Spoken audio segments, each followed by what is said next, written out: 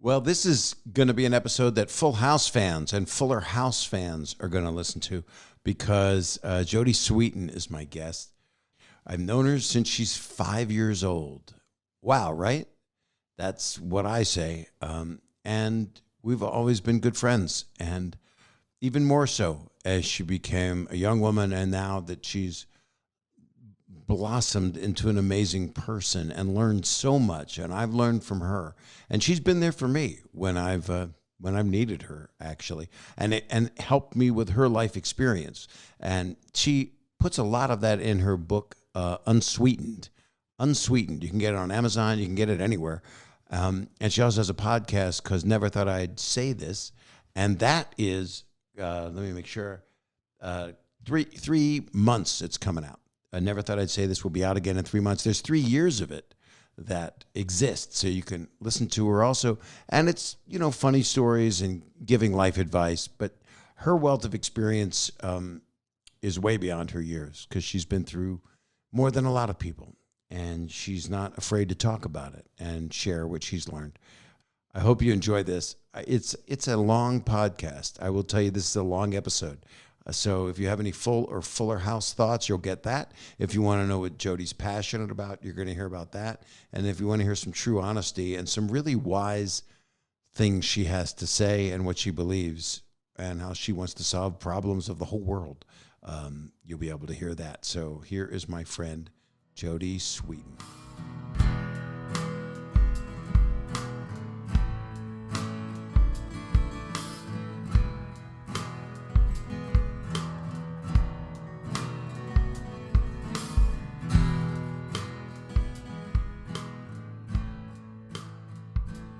Look how great you look.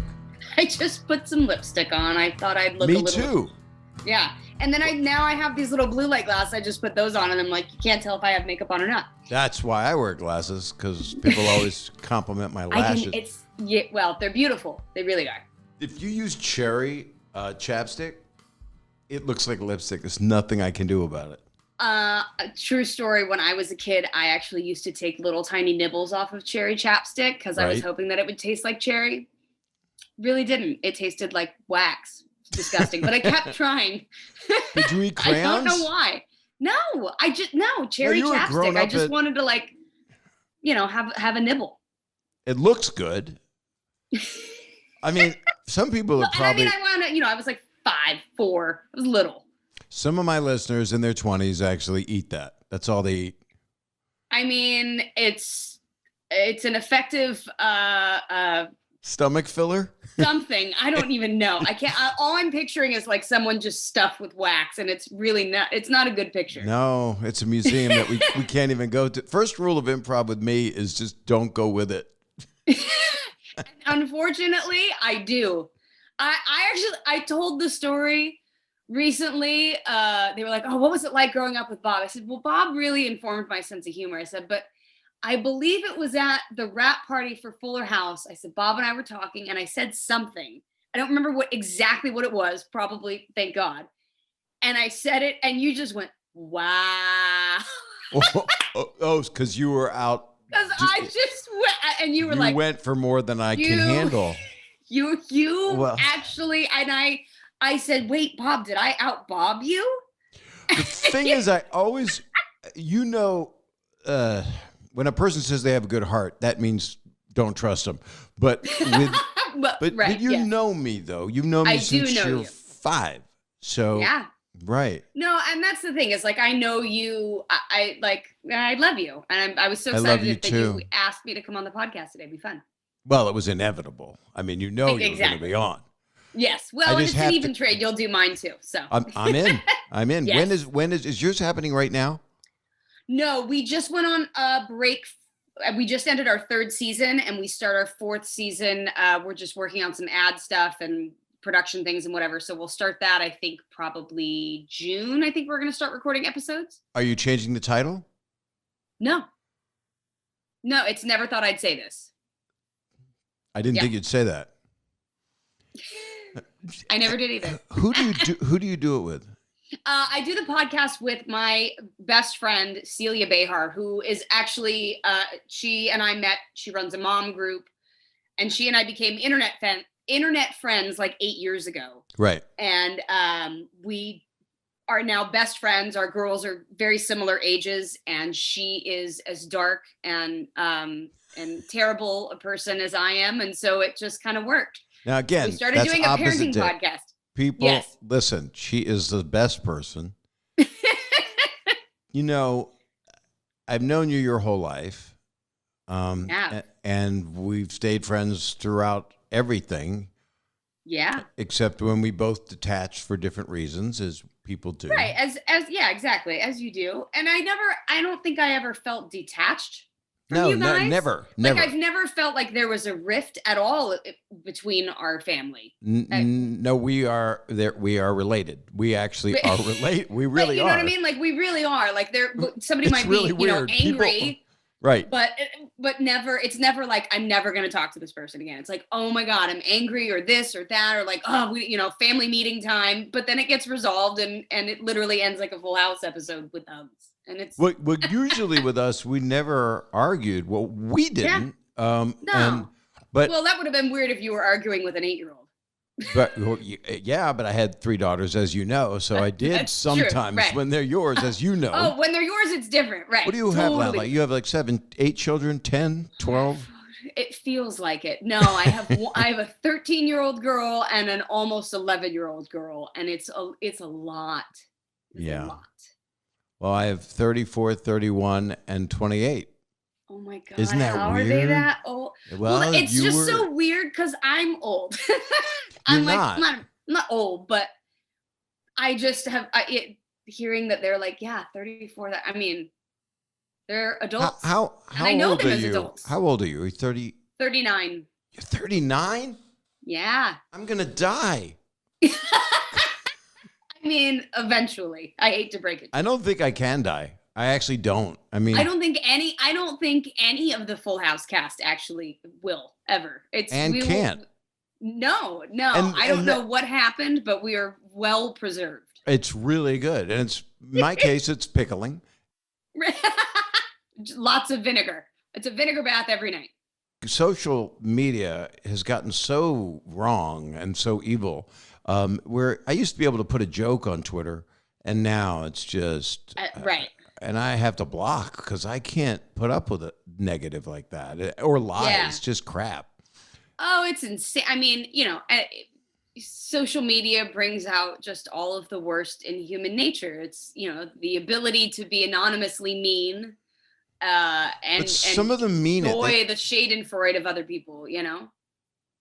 What did you do all those years? You had so many ups and downs. To me, you're the biggest success story of someone that I love and know, because I talked to you through pretty much throughout every chapter you have of this book right here. And there it is. I just happen to have it. It's a great title, by the way. Unsweetened is the best title ever. Your name really paid off for this book. I mean, it really did. And I will say, people are always like, is that your real name? Like, that is my real name. That's my dad's side is the Sweetins. So yeah. And he is, and they are, and so is your mom. Yeah. It was nice. I got to spend Mother's Day with her yesterday. That was really good. I saw that on the intraweb. So yes, speaking of the interwebs, the nice things that come out on the interwebs, like, time with family and times when we get together and right. Stuff like that. But social media brings out the worst in people. I wonder what they're like. I definitely have engaged in it. Do you block people? I block people. Sometimes I'll engage if I realize that it's like an actual human. On social media, there's so many just bot accounts and like fake ones. So I'll click on it, and if it says like 0 posts, but they follow 1,700 people and like 18 people follow them, I'm like, okay, this is not a real account. It ain't so I'm a not even person. gonna waste my time. Right. But occasionally I'll be like, oh no, this is a real person and you just came after me and now I have something to say. I'm going to block you, but I just need to say it first. I wonder if you say the comment and then block them, did they get the comment before they were blocked? I wait till I'll post it, and then like if they comment back, then I'm like, yeah, I'm done now. And then I'll block them. Well, it's good to give them respect as though their opinion matters. But if it's scathing and if it's a lie, Right. I have no problem with opinions. But Right. like and I always say, I'm like, people come to our pages now to just be, and this is the thing I don't understand is when people come like knocking on the door of your Instagram and follow you and then come on there and just hate on you. I'm like, yeah. you're here. I go, I won. You decided to follow me. Yeah. Like, okay. And So- it's your page. I mean, That's is what I mean. Yeah, I'm like, it's my page. If you don't like it, unfollow me. And I don't need an announcement. That's okay. Right. I'm unfollow. leaving.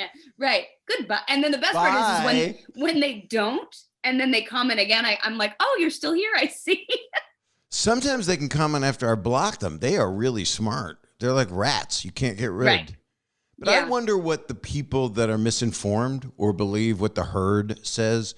Like I'm on TikTok, and then the mob herd made up stuff from my roast. They believe, I saw that. right, Yeah, and they believed that to be the news because they didn't know what roasts were. And there was stuff said in that I didn't like, and you were there. Yo, yeah. You were at my roast because we support each other. Because I love you. And I love you too. And I mean, here's the thing is, I think you can pick apart anyone, right? You can pick apart anyone for being like, I can't believe you said that, laughed at that. We're in the same room as someone that did, we can all fail the purity test at one point or another of whatever it is that we're supposed to be. But I think, well, we know I have. Well, we know, but I'm a comedian, so that's my sense of humor. But in real life, you have one of the biggest hearts of anyone. Like you are one of the most genuinely. That sounds like a problem. It's a foot in diameter. My heart. It's a real problem. It's most of my chest cavity. Well, I mean, it's better than your prostate. So see now that I haven't. My prostate's in my chest. That's why I'm such an asshole. It didn't start there, but it just slowly worked its way up. That's good. It's not. It's gravity's not pulling it down with age. No. You have a very. See, but now people will say they heard this on the podcast, so it's fact that I have an enlarged. Right. I have an enlarged prostate in my chest. Right. Right, and then people are going to start diagnosing you, and then people are going to be like, I can't believe they talked about that, and right. I mean, it's people just. I think comedians right now, especially, like it's. It is a little bit dangerous. Like how far do we say you can't go? And, I think we're learning more and more like, how our words really affect the world around us. And I think social media has just made that so apparent. Like what we say matters. But where's the line when we're just joking or when we're using comedy to point out the fault, which is what comedy is, right? You use it to alleviate the pressure, to call out things that are super inappropriate that everyone knows but maybe are taboo to talk about. And you talk about them and you laugh about them and you release that that pressure off of whatever societal thing you're addressing. And I think sometimes if we get a little overly cautious, we will lose, I think, that ability to laugh at ourselves and use that laughter to really transform something, And may I use everything? Will you say all that at the trial? Yes, exactly. Because you're right. And I know, well, I'm much more conscious now of where the line is. I was not happy with the jokes at that roast. I remember you talking about that too. I remember you saying like there was things there I wish that they wouldn't have said. I didn't say them. They did. And that's what, exactly. But people are now believing that and they've turned it into, it's like insane. It's like, I saw a picture of a cow, therefore you slaughter cows. Right. Right. Yes, exactly. Right. I mean, it's the tangential lines that people will go down or, like you guys need to find a hobby, something. I met you when you were 5 and I came in as the other dad. And I hate that they put a wonderful actor and I know a really nice man, John Posey, on the DVD set, and they showed that pilot with him. That's just they did. Why did they? That's why people talk about it, and that's really cruel that they did that. Oh, I thought they just talked about it because it was like that. We had talked about the fact that somebody else had played the original dad. I didn't realize they had put it in. They put it in it. It was. really not smart thing to do and not kind to him. And so I've always felt bad about that. And then you liked me better though, right? I mean, I liked you better. Yeah. So I do feel badly about it, but I'm so happy that I got the job. And I was the first choice, but I wasn't available. Right. I And remember so that. now you remember everything. You remembered my lines, your lines. What? I can't now though. I'm worried I'm heading into like some sort of early dementia. I feel like I've lost my brain I'm sorry, what'd you somewhere say? in the quarantine. That's what I do all the time. I walk into a room and I'm like, is this just what 39 is now? Or should I be concerned? I've had literal moments where I'm like, I should be worried. This is not, I should know what my zip code is at the gas pump. And I can't think of it right now. Where are my pants? But yes. Well, that's what everyone said during quarantine. But I was so impressed by you the minute I met you. So I want to hear again, even though I've heard it a lot. You did a commercial first, right? Was that the first thing? I did. The first thing that I started doing was commercials. I did a Sizzler commercial. I did an Oscar Mayer hot dog commercial. And it was interesting because when I wound up doing like the Sizzler commercial, originally it was supposed to be for a boy. And they had the boy that, I mean, talk about feeling bad. They had this little boy there the whole Oh, so day. he got the same treatment. But they had him there the whole day and never used him. Like he was just kind of the backup and he was supposed to be the original, but I came in and auditioned and they were like, oh my God, we love her. They didn't even know what to call me. So they just called me Jodie in the commercial because they were like, just use her name. And it was such an incredibly successful commercial for Sizzler and BBD&O, which is a huge ad company. They actually wanted to reward me and bought me a dog for that, for doing it because it was such a successful all-you-can-eat shrimp commercial.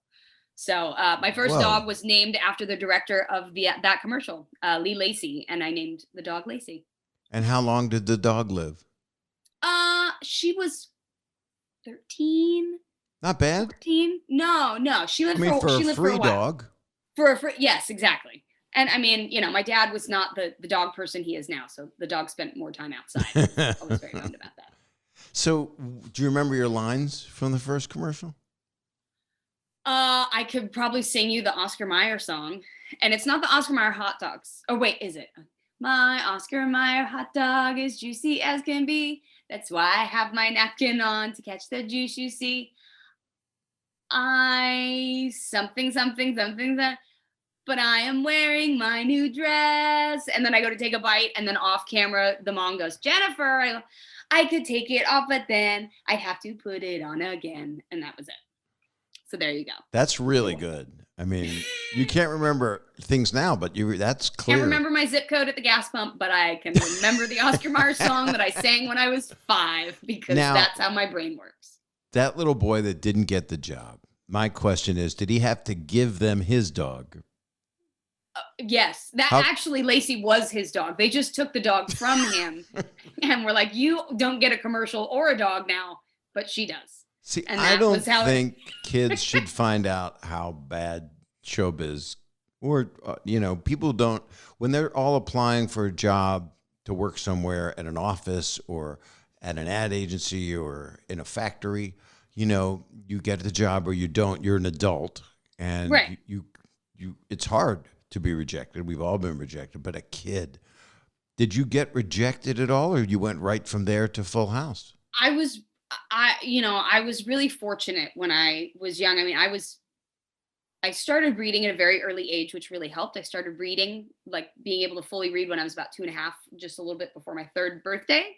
I was really lucky. I started doing commercials and I would book a lot of commercials. And then because I was so young, I was 4.5 when I started auditioning theatrically. And at that time, a lot of people were like, she's too young. She's not going to remember lines. My mom was like, she can already read. It's fine. Like, she doesn't need to do this. And I went in and I auditioned for the Hogan Family. I think it was Valerie at the time, which then became the Hogan Family. And Jason Bateman was on it and Valerie Harper. And I played the next door neighbor's niece, Mrs. Poole's niece, Pamela. And from that show, I got cast as Stephanie. I never auditioned for Steph. I did that, and it was a Miller Boyette show, Right. and they loved me. Rich Carell actually was producing on Valerie. Sweetest guy. Gina Traconis, our wardrobe lady, she was the wardrobe lady on that show as well. So I've known her since I was 4.5. Like, just sort of all these crazy connections of people that I've known that worked on Valerie, the very first show I ever worked on, to Full House, and then to Fuller House. You know, it's been a neat journey with so many wonderful people and loving people. Tom Miller and Bob Boyette. Yeah, I was very lucky.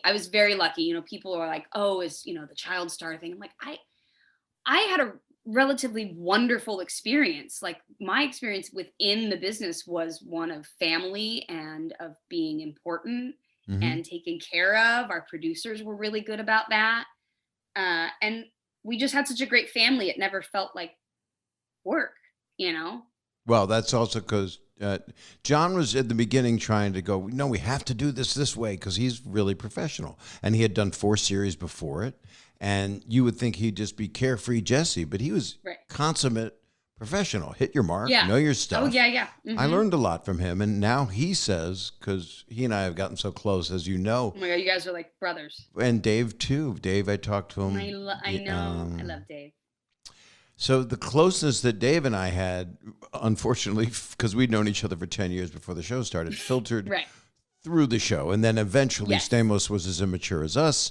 And then you kids had to deal. But for you guys... We did, but I appreciated it. But we weren't... I just want to clarify. We weren't saying dirty words. That's what people think. No. God, no. Yeah, but people think that the comedy that I would do in my stand-up was stuff that I would do. And no. Right. You were never inappropriate, like, language or anything around. Like, isn't that weird? You know, it'd probably be it would be about, like, me. Like, I would occasionally be like, oh, sorry, you know. Yeah, you cursed. Sorry, I said, a lot. I still do. I have been on my best behavior today. It's been I thought really about hard. that. I thought, are we going to start dropping F-bombs? But I don't think people... I didn't know. You didn't lead in that direction, so I tried to be appropriate. Well, we can, after a commercial break, we can do it. Why don't we take one so we can start cursing? So it's really interesting, because to me, I started by saying you're a success story as a friend. And, and it goes public. And then people love to do all that crap. But you personally went through so much. And I don't want to go through the hardship, because you've overcome it. Yeah. You really have gone through so much. All I wanted to know was, do you think it had to do with all the attention a person gets when they're a child actor and then it stops for a while? I've always said that I think for me, and which is really the only experience that I can speak on, because I had such a wonderful experience, because it wasn't, nothing ever happened to me, nothing would, it was a layer of sort of why I use and things like that. But I would have had issues with drugs and alcohol, I know, regardless of whether or not I grew up in the public eye. That was just my personality type. It was what happened when I started using. It had nothing to do, it was a physical reaction that happened to me when I started using that I couldn't stop. That would have happened whether or not people knew who I was or not. I mean, I grew up, and I always tell the story, I grew up in a really great neighborhood. And, a lot of the kids in that neighborhood have OD'd or wound up, in jail for drugs or and it was a lovely, upper middle class neighborhood, but nobody knows their stories. Yeah. Because they weren't on TV, and people didn't look at them like they're supposed to always be that little 5-year-old girl, right? So when somebody grows up and fucks up a little bit, or a lot in my case, it becomes that much more interesting, because people have this ideal of you in their mind of what you were and what you're supposed to be. And now, like, oh my God, can you believe? And it's like, it's not like the 5-year-old was out going and getting high. Like, I'm 23, you know what I mean? Like, yeah, I'm going and doing dumb shit, but it's not, and I think that is why, we associate, oh, the child stars. And, there are a lot of people that have had terrible experiences. I didn't have that, Right. fortunately. So, I had to struggle with my own demons that were there, regardless of being well known and on television. But that definitely added a layer of social interaction and wanting to belong and all of that kind of stuff that came along with it. And then finally now it's like, I don't know. I feel like in my 30s, I finally grew up. Like, I'm finding that in my 60s. are you Honest though? to God, No. I'm finally, seriously, Right. it'd be perfect for me to play Dandy now. Right. Now I figured out the Fuller House mistakes I made. now when we go back for the third one, you'll know. Exactly what to do. It's going to be a movie, and we're going to be with Star Trek characters. Can I be a Klingon? Yeah, you always were. I couldn't get rid of you. Oh, sorry, everybody. That's a dad joke. Yes. That's a dad joke right there. Yep, you're really good at the dad jokes. I like them. You have a lot of dad jokes. Well, that's what I was raised with my dad, and that's Ben.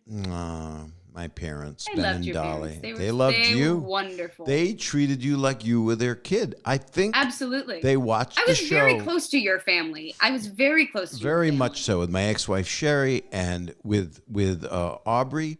When you guys saw each other, it's not a small thing. Because you slept over the house and you and Aubrey were friends. We were friends. We were good friends. Like, we would hang out, and I would spend the weekends like having a sleepover with her at your house, and it was, and I think honestly that sense of family and connection outside of just the work hours that we all did, that was what made us the family that we are. We didn't just go to work and then leave. We knew each other's families. I knew your parents. I would be over there for, on a weekend day, and they'd be over and we'd all have dinner or something, Oh, they were always over. Yeah.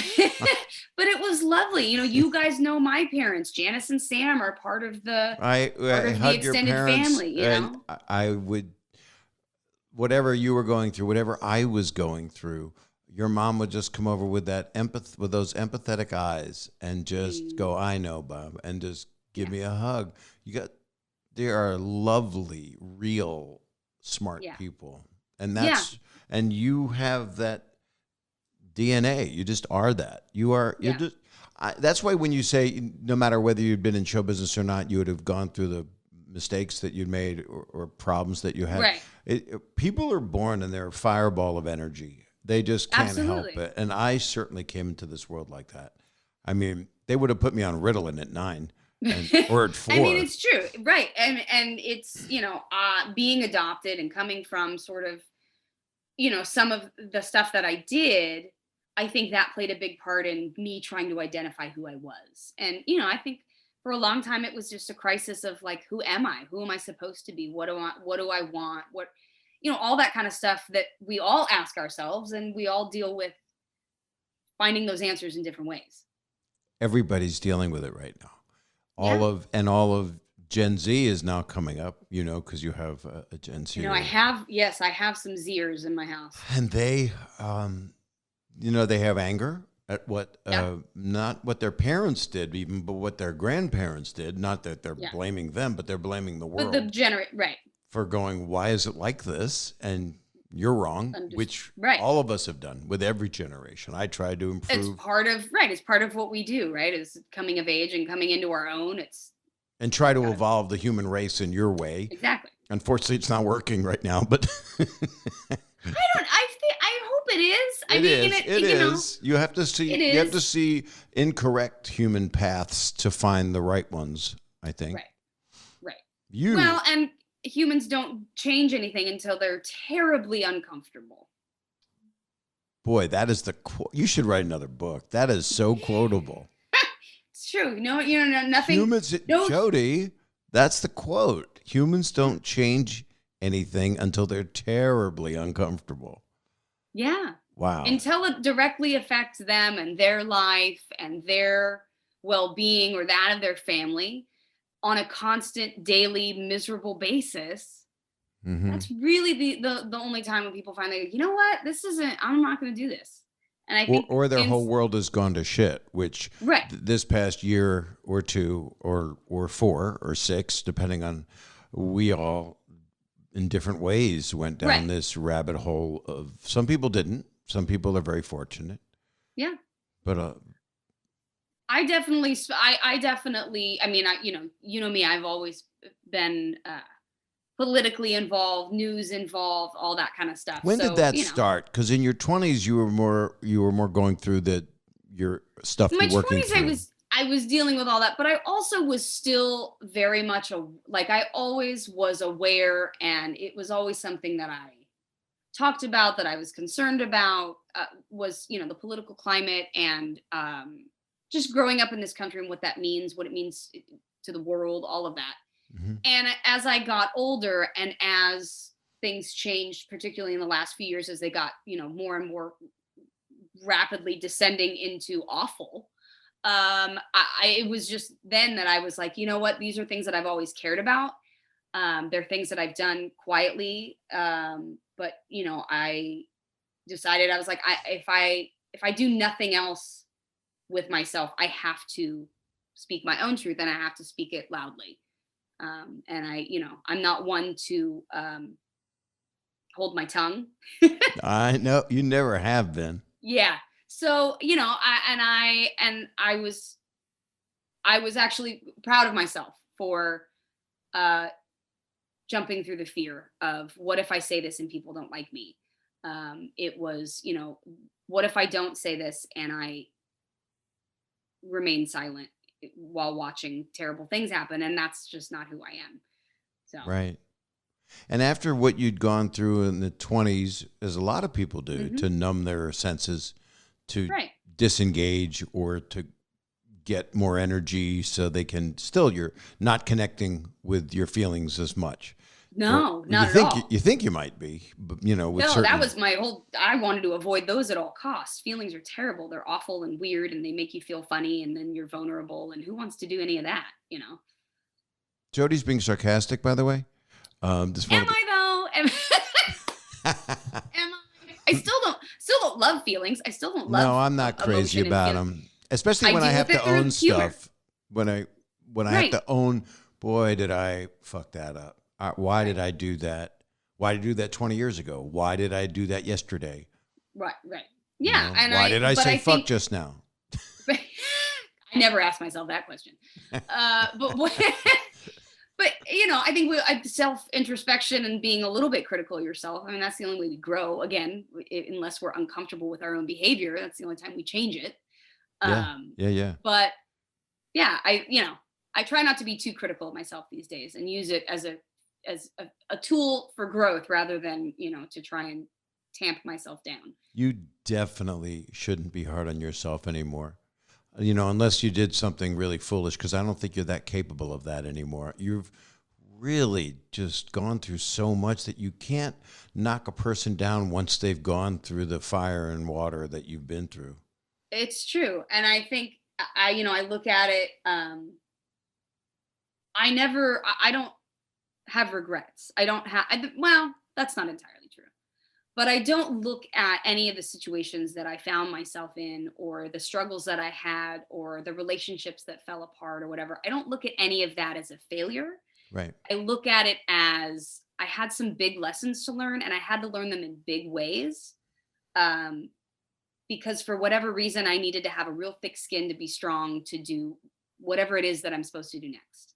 And that's kind of how I look at it. And yeah, people want to insult or talk shit. And I'm like, there's nothing that you can, I like who I am now. I'm totally fine with who I am. And I'm okay if not everybody likes me. I am who I am. And I think that growing up, like I said, in my 30s, really changed how I view the world. And I've always been a person that's more we than me. So falling into sort of the activist movements and stuff that I had was kind of a natural just turning point for me. That was where I was going to go. It's what I love to do. Would you say that started in your 30s, like more because you had done the work on yourself more in the past 5-6 years? That absolutely. I think getting to a point where I was able to look at my own stuff and then really clear that out and be secure in who I am. It's a springboard. Once you get to that place where you're comfortable in your own skin, it just becomes a springboard to be able to use that voice even more effectively, because there's nobody that can, it doesn't hurt anymore. There's nothing. I've told my secrets. I have no secrets. So what? I've fucked up. Who cares? We all have. And I try to not judge people by their worst moments, which is what we all seem to look at and want to do. And it's and that's what the culture it's human does. Nature. Well, it's human nature. It's a we all bad want to drive human by the nature. accident and look and go, Right. ooh, what happened? It's like spreading a virus, bad metaphor, but it is. It's like making it worse. It's like, what could I add to this petri dish to make this grow? Right. And that's always, human beings have loved to turn out for horrific occasions and to gawk and watch for, millions of years, thousands of years. And now we have a tool that just allows that to spread like wildfire. So, you have to be strong, and you have to be, I'm pretty strong in my convictions of what I believe and what I do. And so I go out and I just try and, the motto that I live by is do no harm, but take no shit. So, I'm not going to go out there and try and make anything worse. If, I try to leave things better than I found them. But I'm also, not the person to just stand idly by and let someone go after me. And I mean, trust me, there are times when I'm like, oh, should I speak up less? I mean, it's always a question that you ask, right? Like, how, and selfishly, is this, how does this affect me or what people want? And I've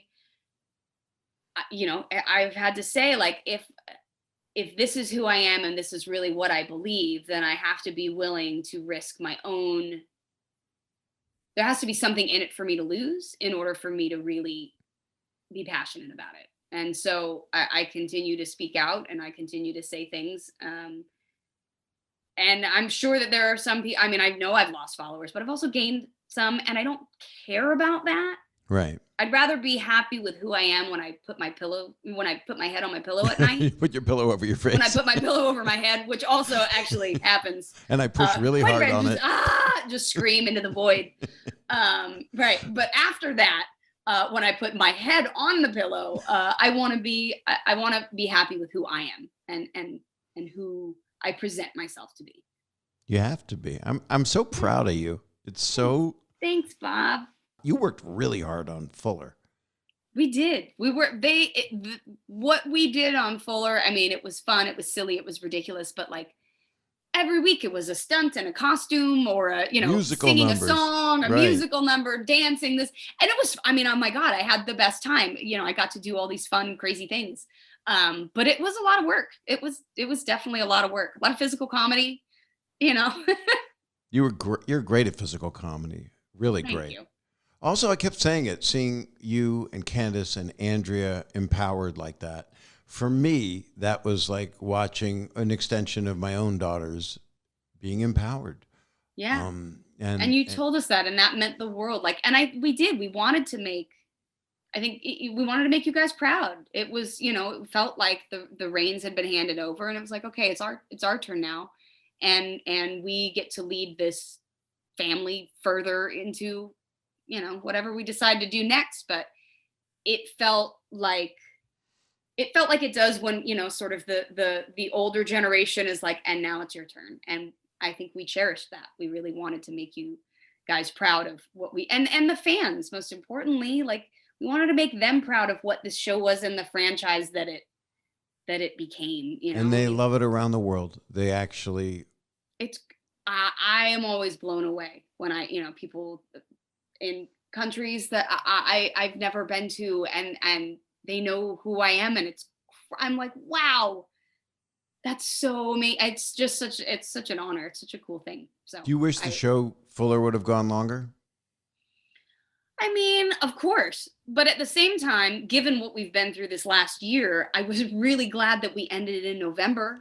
Yeah, because there's really 40 glad. people in the show. That's right. We couldn't have done the show. They would have been like, I'm sorry, your cast is too large. And then it just we would have had to have we need to make the house bigger. Some sort of a culling, right, of the, yeah.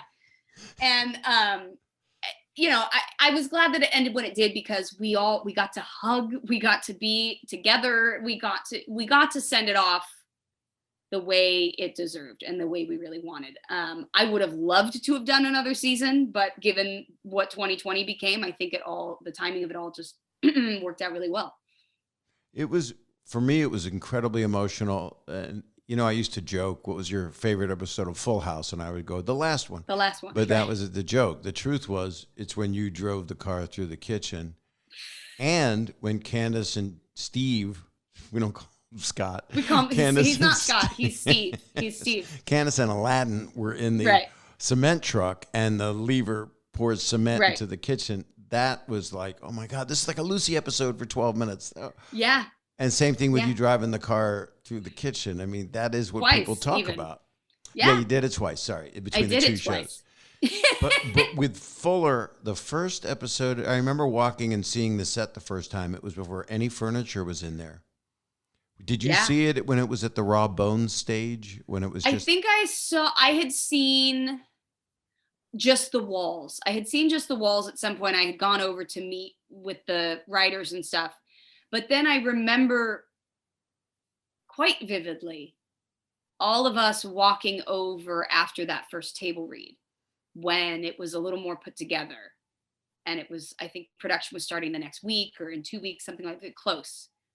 And the cast, sort of the OGs, walked over there, and we walked into the set and saw it again. And I have to say, it was I remember we all got a little choked up. It was amazing to see that again. And I described it as like coming back into your childhood home, and it looks almost the same.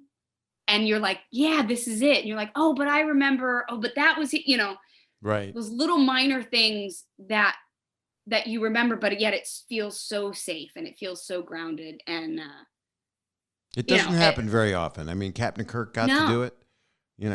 Star Wars always gets to do it. Star Wars, right. Star Wars always gets to do it. They had all the fun. But for a TV show like that to come back and to come back as successfully as we did, I was always really proud of that. But yeah, walking into that set the first time, man, I will always remember it, because when I was 13 and said goodbye, I thought that was it, that I would never see this family again. Yeah. I didn't know that 36 years later, I'd be doing your podcast. I really had no idea about that. I'm going to die. I'm going to die. But I think the first time saying goodbye was a lot scarier, because I didn't know that it was going to be like this.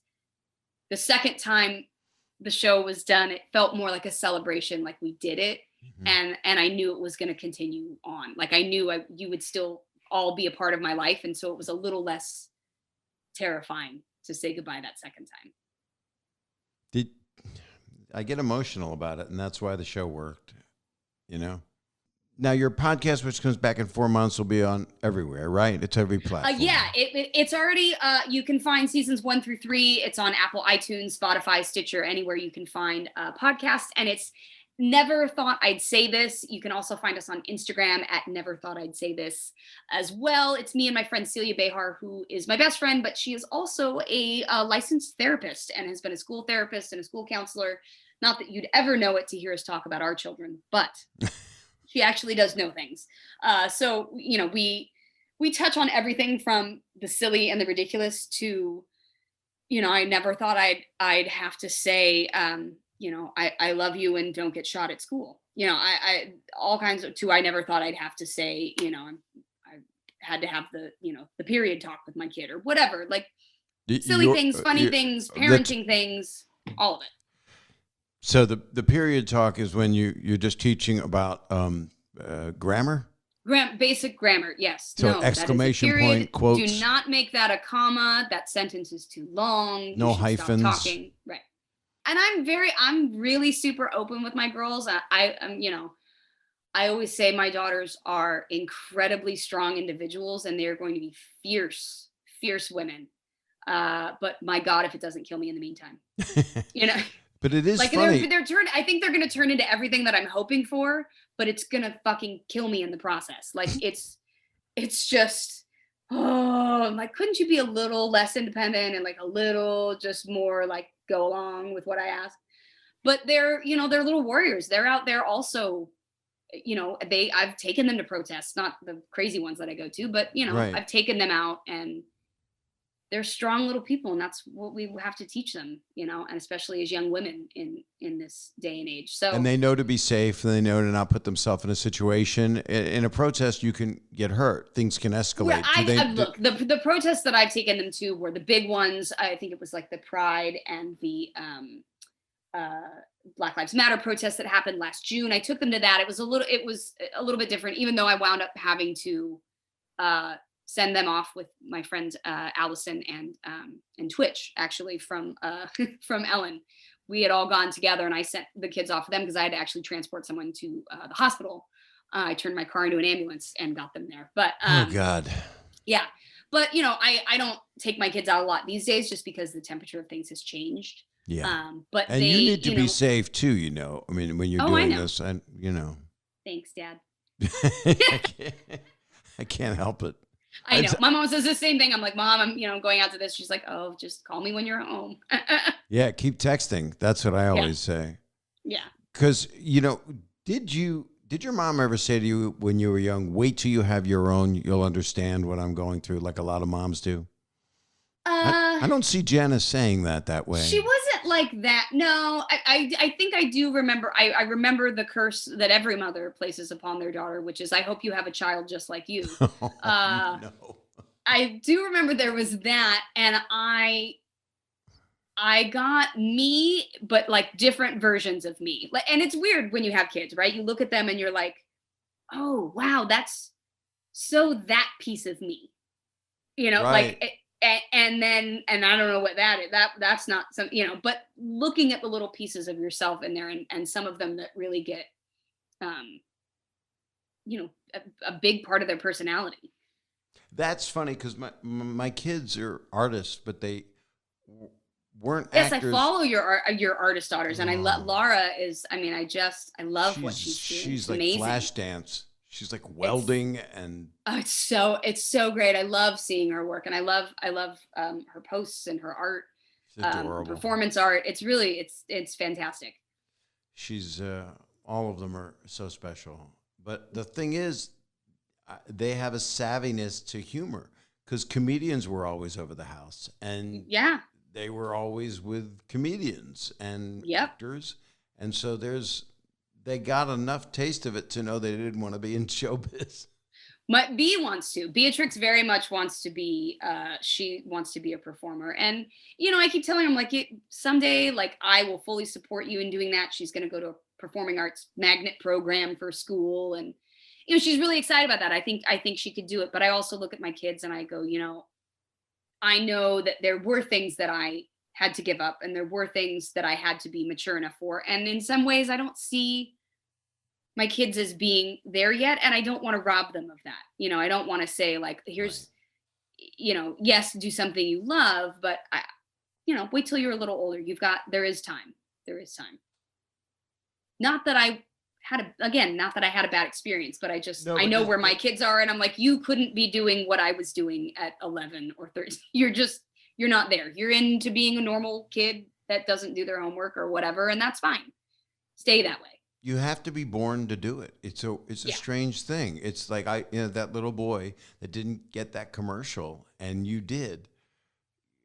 You know, who knows? I mean, he might be like making so much money in Bitcoin right now. He probably is. Actually, it was Elon Musk was actually who was supposed to be in that commercial. And then from then on, he went, fuck this. I'm going to do SNL one day. And that is how that all came about.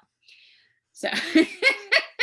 So here's a question. Did you steal anything from Fuller House that was from the house and you have it in your home?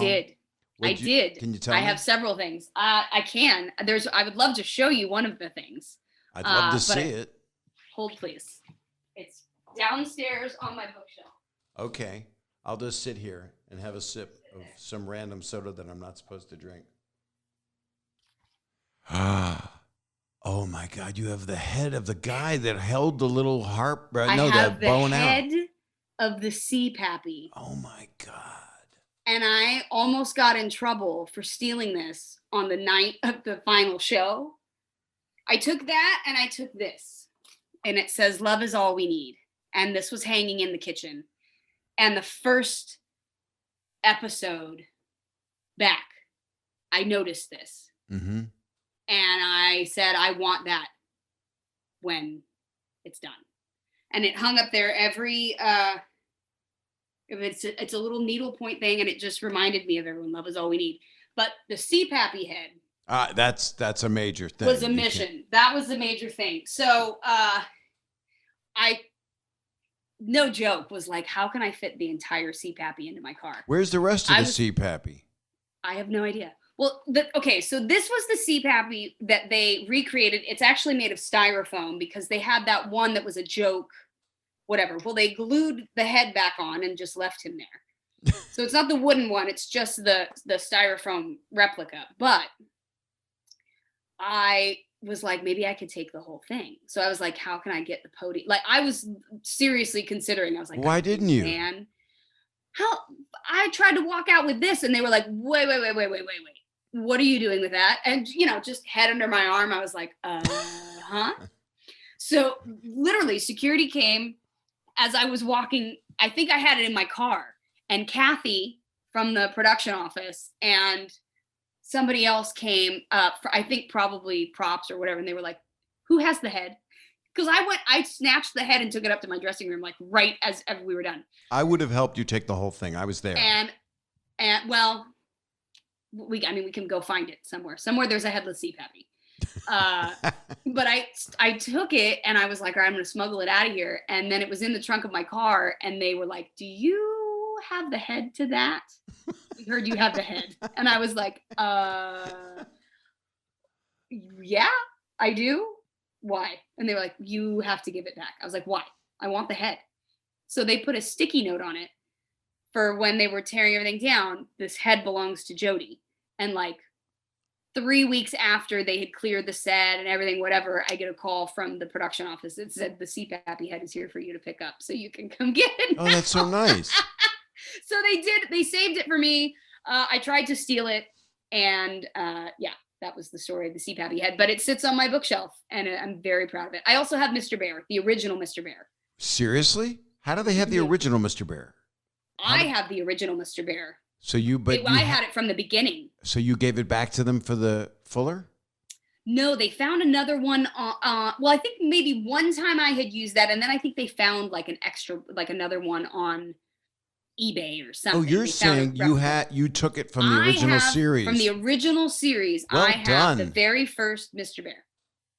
There was another one that they had auctioned off, but that was like one that they used there was like a stunt bear, and then we always used the same Mr. Bear's hats all wrinkled. So you were 13 when you stole that? The show went off when you were 13 years old? Yeah. Mm-hmm. I didn't steal it. I think actually probably Property Bob or whoever was running the props department at that time. Nice man.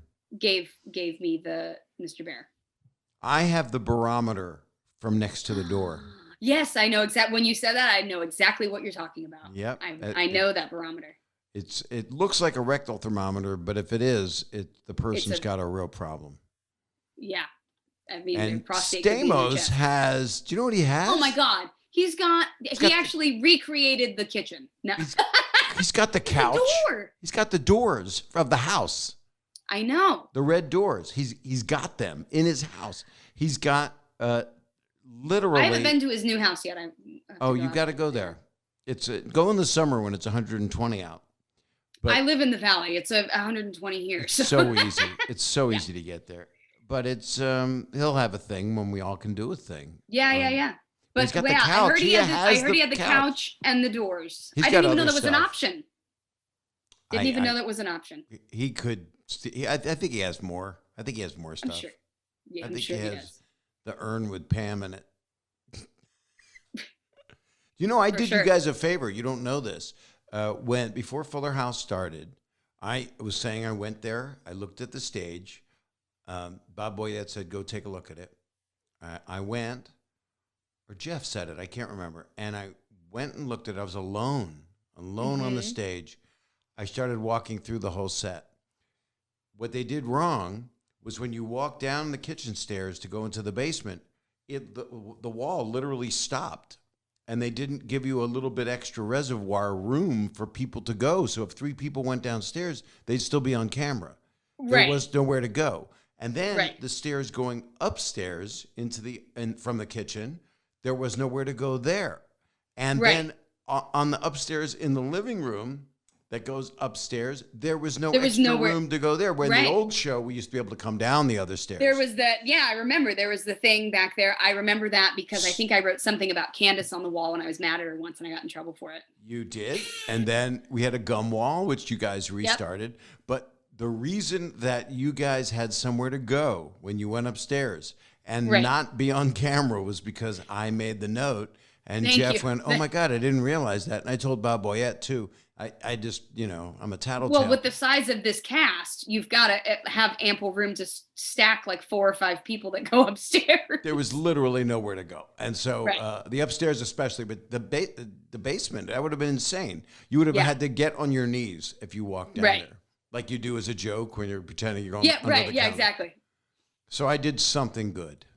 Thank you, Bob. For Follo. I appreciate you. But that, I appreciate you so much. I really do. I really do. I do too. I always say this is the family I've known. I mean, other than my parents, this is the family I've known my whole life. I don't really have many memories before my Full House family was in my life. I was 5. So this is going to show what a good interviewer I am when I ask you this. What's next for Jodie Sweetin? And that is a bad impression of Jiminy Glick, which is Marty Short in that large suit he wore. Yes, the giant suit. So what's next? So funny. God, my God, he's so funny. I love Martin Short. He's so brilliant. Everybody does. He's America's sweetheart besides you. I mean, I don't know if I am that these days. But what's your plan? You're going to hit 40 at some point, and then you're going to right? And you look 20. Thank you. That it's both a blessing and a curse because I go in to play, mom roles, and they're like, no. I'm like, but I actually am. Like I am. I have children. Yeah. What's next? I'm working on season 4 of my podcast, and I'm taking over producing that. So it'll be interesting. I'm like, okay, a little more in charge of things. I want to get back to directing. I fell in love with it when I got to do the episode of Fuller. It's something that I've always wanted to do. Right. So, I'm talking to a few friends of ours that had worked on Fuller and things like that, and different female directors that I really look up to. Jodie Hawn, Katie Garrettson. Who else was I talking to? Lynn McCracken. Some great female sitcom directors that I know from working on our show that I really love.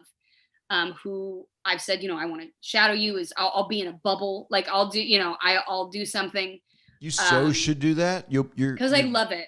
Yeah, and you'll be amazing at it. That's a fantastic thing for you to be able to do. That's when I did the episode of Fuller, it was I did it, and I was really honored because so many people that I respected, that I've known my entire life, that worked on the show with me, just gave me a lot of praise. And it was something that I needed to hear that because I was so not confident in doing it. I was like, I know I can do it, but can I do it? And I did, and I had an amazing, Sam Orender was my assistant director, and he came out of retirement for me to do that episode. And I did it, and I loved it. And I walked away from that with so much confidence and feeling like this is something that kind of lit my soul on fire that I really loved. And so I definitely want to do more of that. There's some writing stuff that I want to do. Well, you're definitely a writer. You're definitely all you have to do is all of it. But all you have to do is write. And then are you going to make personal appearance tours because you have so much to impart? Do you want to do that again? I know you were doing it. Is it something that you have fond memories of, or is it something I loved it. Well, look, it was something for me. I mean, there was a period of time that I was doing it that I was not being 100% completely real and honest, Yeah. Yeah. but Especially I about the still, subject matter you were talking about. Yeah. exactly. But at the same time, I know that I still was able to have an effect. And I think that at that point in my life meant something really important to me. Even though I felt like I was failing, I thought maybe I can help someone else not to. Right. And now, I mean, I've worked in drug and alcohol treatment. I had done that. It would probably be the path that I would be on if I hadn't gotten back into Fuller House. That was what I was doing. I was working in drug and alcohol treatment. I was working as a director of operations. I had a normal job, like one little 1.5 bedroom apartment. I was a normal person. And then I came back and I did Fuller and I found all these other things that It I was interesting forgot that Fuller how much they. came when you'd all done all this work on yourself, but really just like in the nick of time, how the universe or whatever you want to call it opened up for you at that moment. Well, I have always been a person that I'm like the story's not over yet. I'm still here, so the story's not over. Right. And I also have learned, like, just throw yourself into whatever it is that you're doing in the moment. I try not to do things half-assed. So I was like, okay, this is my direction and I'm working in this field now. I'm going to do that. Cool. And I was happy. I was fine. I had no ego involved. I didn't care. Clients would be like, weren't you the girl on Full? I'm like, yeah, I was, but now I do this. And I love having an impact on people. And I love telling stories. So, I want to be able to weave all of my stories into something one day, or help create and tell other stories. And I have a couple friends that have written some great scripts that I'm trying to get out there and collaborate on stuff. I feel like I have so much to say that is unexpected, I think, from a lot of people. I don't think a lot of people understand sort of the depths of the stories that I want to tell, or that I can tell. Mm-hmm. So that's my plan. Is I really want to I want to focus on getting some more dramatic work. I'm also doing fun stuff, like I'm hosting Daily Pop this week. I can I love hosting. It's fun. It's playful. It's easy. Comes second nature to you. Yeah. Yeah, it's fun. I love doing that kind of stuff. But my real main focus, I want to do some work that shows where I'm at now, in my life, and reflects that a little bit. So, and sometimes we got to create our own opportunities, right? So all the time, all the time, all the time. Yeah. Yep. So I'm working on a lot of different things, and having fun doing, appearances on different shows and stuff like that, Right. But I also still continue to throw myself into whatever activism work I can, and whatever political stuff I can. I do a lot of that behind the scenes, and work on a lot of different projects there. Would you put that on your bio? Some people have activist on their bio. It's on mine. It's on yours. Mm-hmm. It's in one of the top 3 things. See, so, I read it, but I guess I just. Yeah. Actress, activist, author, director. Well, forget that. I got a lot of different hats. Alliteration. That's 4 in a row. That was it. Yes. That was all. That was the entire purpose of it. You have to become an aviator. Right. That's next. But no, I have a lot of things that I want to do. And I'm just now, I think, in a place where I'm comfortable enough with myself to really have the freedom to do it. So I'm excited. Well, Jodie, you can also help so many people, because so many people right now, especially, there a lot of people are at the bottom of the barrel in their life. They're having such a hard time. And this has been a huge reset, I think, and a huge, it's been devastating for a lot of people in so many various ways. And that's the thing I think that we're all seeing now, is it's not just one thing. It's not just one area where things really crumbled. And so like I said, I know that I have certain things that afford me the opportunity to do what I love. And I think that, using my voice to make sure that everyone has that is really important. That's like really beautiful. Thank you. you know, how sad it was to see San Francisco in the shape it's in, you know, pandemic, post-pandemic as we come out of it, and how it will get out of it and it will clean up. But I Right. even sat in Golden Gate Park where you guys sat for the Fuller House shot and where we Yeah. sat when you were a little kid. And it took me back, but it was melancholy because it was because I took a melon and I put it on a collie's head. On a call. He was Right. He was a melancholy. Like a helmet. Well, but it was sentimental, but it was also like it made me want to go and fix San Francisco, you know, and fix the Well, world. That's what I'm trying to do. That's I mean, what I work with candidates and campaigns here in LA that do a lot of work with the unhoused communities and advocate for them. And, What can we do, Jody? I mean, the encampments are everywhere. Do people want to live in housing? Could we build them housing, or will they not? I know some people don't want to live in it. Some people don't want to live in housing, but what we do need, we spend, you know, I'm working with a campaign, this young guy, Kenneth Mejia, for LA City Controller. And basically the city controller like controls the purse strings of the LA City budget. And when you look at what we spend our money on, and this is the case in most cities, Democrat, Republican, red, blue, doesn't really matter. We spend it on shuffling problems, but not solving problems. So, you know, we have a $3 billion LAPD budget, but our budget for homelessness is, you know, $1 to $3 million. Our budget. Is that true? You know, it might be more than that. I'll have to get the correct numbers, but it's something. The LAPD has the largest military, but the third largest military budget in the world. Are we sure about that? Yes. We are the third. If you want to go to Kenneth Mejia for city controller, Kenneth Mejia for LA is on my page. I've been working with him and he does a lot. I have a sweatshirt that's got that on the back that basically shows what we spend our money on as a city, and it's $3 billion. Well, is the solution to militarize the homeless? Yes. No. Look, I'll veer a little bit far away from my anarcho, anti-capitalist stuff. But you know, the solution really is that we don't pay livable wages. We have a large portion of people in poverty and now in homelessness that are still part of the working class, that are still working, but don't make livable wages in order to have a home and to have, you know, in LA, our cost of living has skyrocketed. We build, you know, huge, giant luxury apartment buildings in downtown, and we just push people over the line of Skid Row and dump them there. And we don't offer any way to get out. You know, people are like, oh, they should work, they should get a job. Well, that's great, but in order to have a job, you've got to have somewhere to live. You've got to have clothes. You've got to be able to shower. You need to be able to send an email.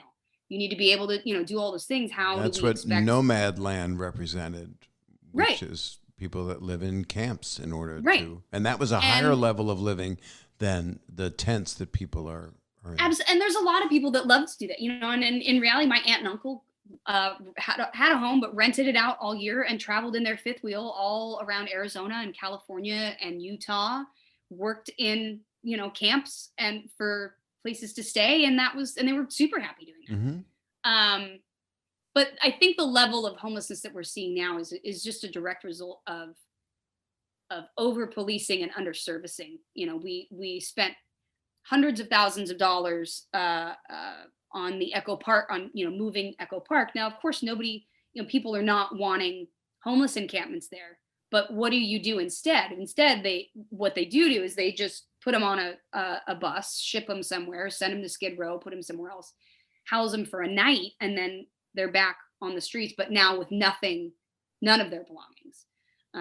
And so, you know, I think there is the option of housing for a lot of them. Mental health care and addiction. Mental health care and addiction. Super important. And addiction is getting, you know, addiction treatment is now becoming a little bit relatively easier to get if you have insurance. But if you don't have insurance, you can't afford treatment. And so, you know, and nobody wants to have mental health clinics in their area. So, you know. And I have friends that live in Canada, and because everybody goes, well, let's go with their system there but I've been told by many of my friends, Bob, it's not Right. what people tell you it is in Canada. You have to wait Right. months to get an appointment for their socialized medicine system. There is, I mean, the thing I'm is sure that some of it's great, but there are definitely ways to do things, but the problem is, again, you have to wait until a majority of people are terribly uncomfortable with the situation. And well, maybe we're right getting now, there. Maybe we're getting there because we are people are beginning going to these get there. encampments. So that makes me Right. uncomfortable, and so I need to have my, as a Karen, Right. I want to have my house look better. I want to have my house. I want to do this. I don't, not So on, let's not put on them my somewhere, beaches, whatever. but it will come out There of are taxes small to do it, Right. Well, I mean, or we it pay could enough come from the taxes, government. or it could come from a $3 billion police budget that is spent on, militarizing things and buying weapons and buying tanks and bulletproof cars and all of those kinds of things, and actually put it into services for the community that help lessen crime rates, that help lessen addiction, and actually start from the bottom up. But nobody Right. wants to do that because, the idea of sort of broken window policing and things that, if you just hotspot police something, you just throw more cops at it. It doesn't eradicate the problem. It exacerbates it, and then you're still left with the root problems of, we live in a country where the middle class is almost non-existent now. The rates of poverty are increasing because the rate of what we pay our workers has stayed pretty stagnant, and everything else has increased. So, I'm really a huge advocate for this. For really reshaping um, how government works. But don't you have to go to Because your Congress people to do that? yeah, you do, and we do, and that's part of what the activist movement is showing up and, again, making people uncomfortable, making people see, being visible with facts, with numbers, and showing people what the alternatives are. And a lot of people, I think, the reason I try to get more involved in city politics and local politics now too is that, yeah, it's fun to vote for the president and it's fun to vote for your senator that goes to Washington, but what really has an effect on your daily life is your city council and your county, offices and things like that. So knowing what's going on there has become something that I've become really passionate about, and trying to share with people that, look, if you want to change the world, you have to start around you. Yeah, you have to start in your home. There are ways to do it. If enough of us get uncomfortable enough, which we did a little bit last summer, but it's maintaining that, right? It's maintaining the pressure and all of that, that a lot of people don't want to do, because it becomes heavy. It is heavy. It's heavy to stay out there. People don't realize it is the we, that it's not just about themselves, but it's like how you get through what you've gotten through. If you get out of yourself, and once you can take care of yourself, then you can take care of others, and others can help pull you up, which is what programs are about. And there's so many mental health issues. I'm such a strong advocate. Well, May is Mental Health Awareness Month. So, I am always a huge advocate for mental health. I suffer from really terrible anxiety, depression, PTSD, all kinds of stuff, the fun mixed bag. And I try to be very open about it. I think we're at a place now where mental health is coming to the forefront of conversations. And many people are suffering. Around it. There's many people are suffering, and they don't have to be, and they should go for help. Because I've had it so strongly in my family. You didn't know my sister Andy. You met Gay. You knew. Oh, yeah. Yeah. So she was passed from scleroderma, but Andy had serious mental health issues, and it runs throughout my family. And so I've seen a lot of people. I've been in a lot of mental institutions. I've seen how, now the state-run places have a lot of people that are, if they're lucky, they were homeless, and now they're not lucky because they're in a place where they're medicated and perhaps not properly, and then there's no one to defend them. As a public defender, and I've met them before, and some of them are good and some of them are not, because they're people.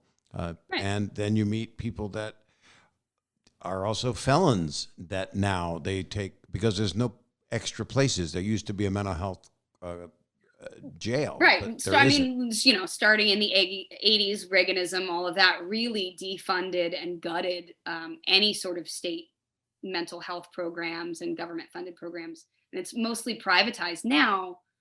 But the problem is, again, is that, access, resources, affordability, all of that.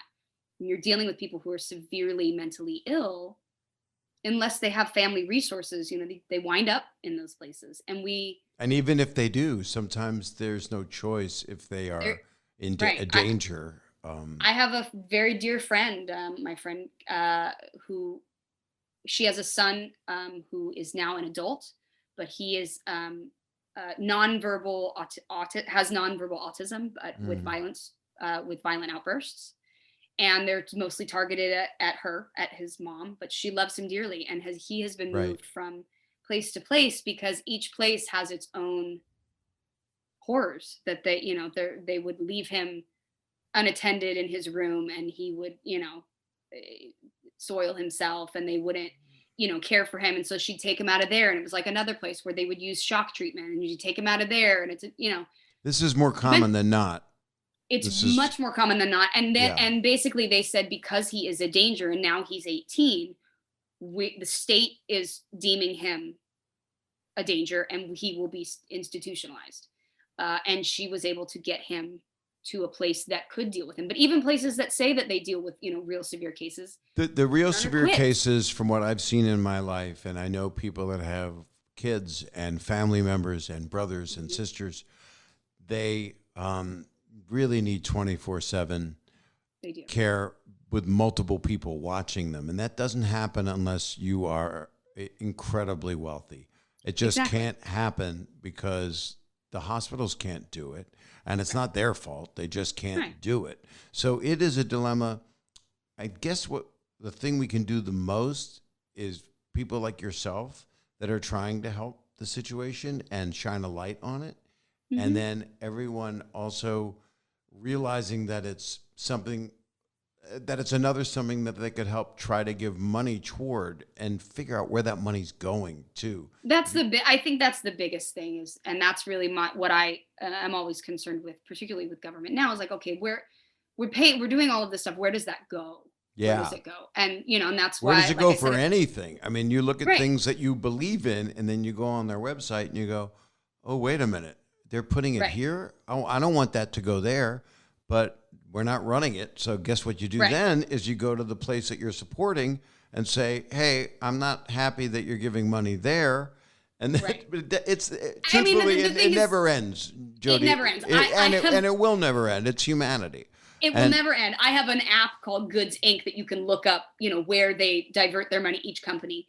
And I try and, spend money with companies that I believe in their purpose, or I like what, where they stand on certain things. Right. But basically, like if you have a bank account, if you have anything that requires gas or, certain things, it's like, that's just, we participate in it, whether we like it or not. So we better use our voice to sort of have some input as to what happens with it, Well, we have to see each other so we can talk about this more. And I want to be I love you so much. And I want to be in front of a computer screen with you so we can go through some of these things, because I want to show you some stuff that I've discovered. And my wife, Kelly, I have to say that to you, but I don't have to say that to you.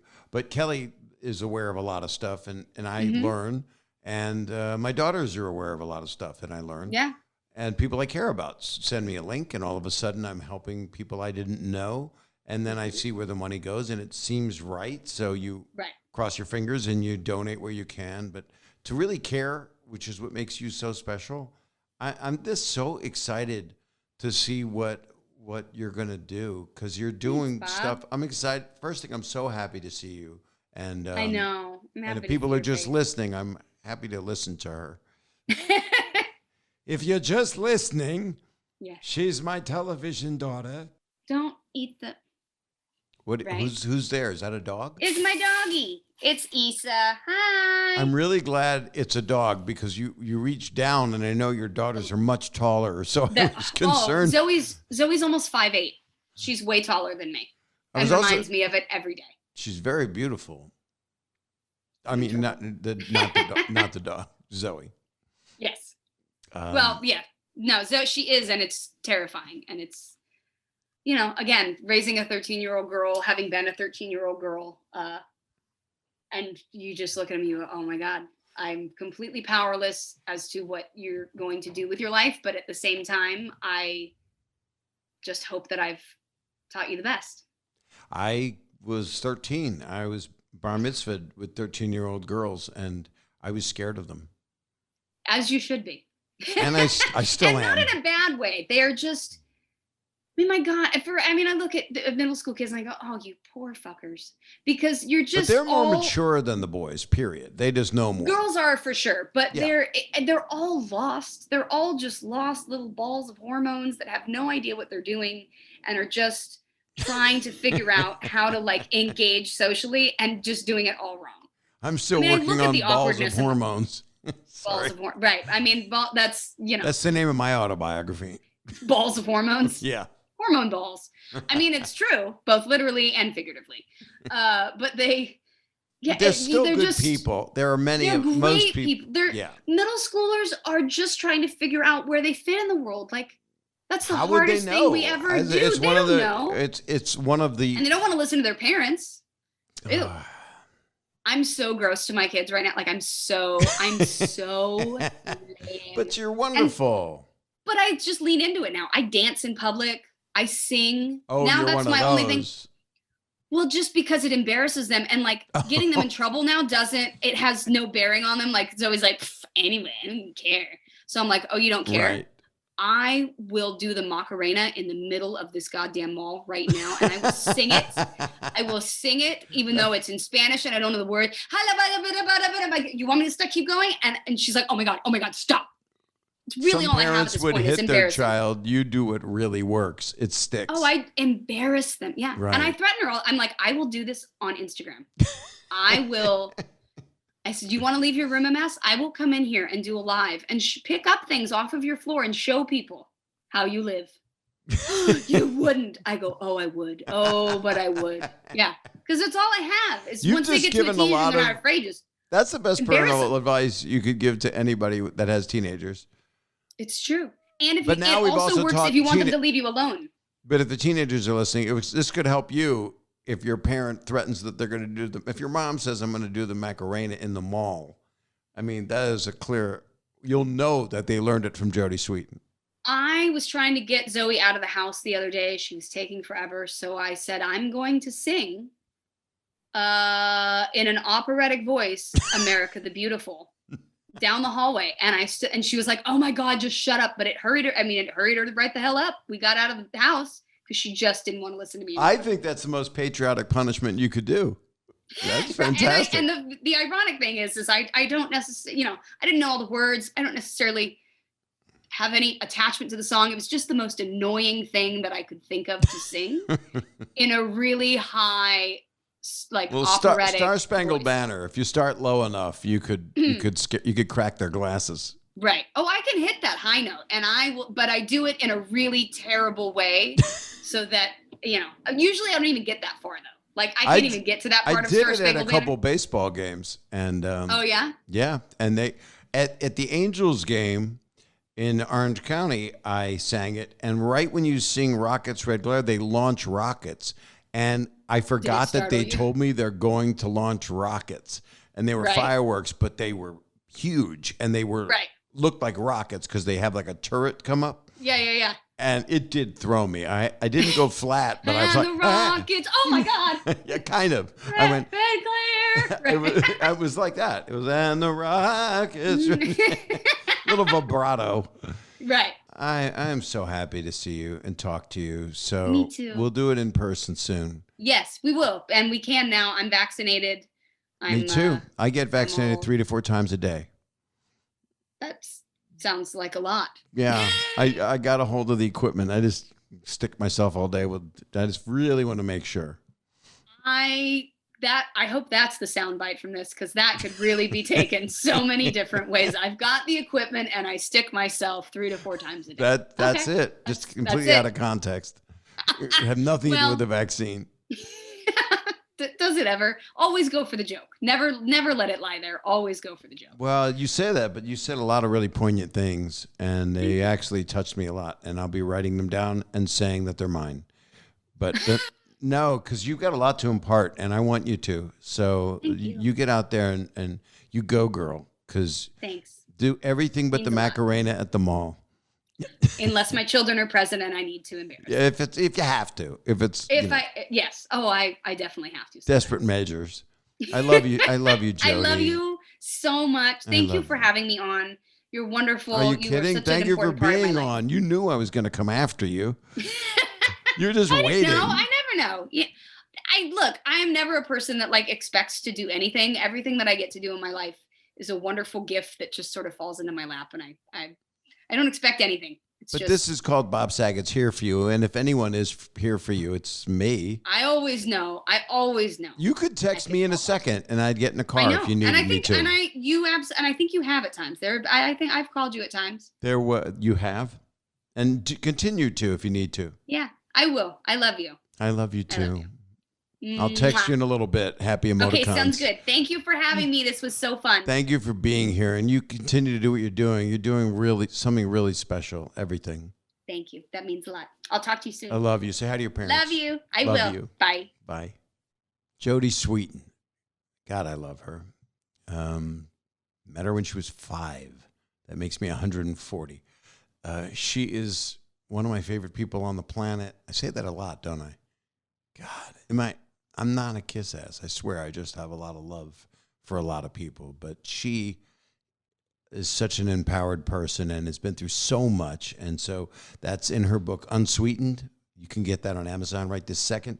And Never Thought I'd Say This is her podcast. And it's coming back in a few months. And you can listen to the first 3 years of it as well. And I just love her so much. And if you ever get a chance to see her speaking, it's very empowering. And she's been through a lot, and she's also incredibly, just humanly smart and cares so much about so many things. That's what I got to say about her. So you know what you do here. You rate, review, you subscribe, you buy every sponsor's product that was mentioned throughout the podcast. Thank you for listening. This is another episode of Bob Saget's Here For You, and wishing you all the very best. Really hope you're doing okay, and lots of love.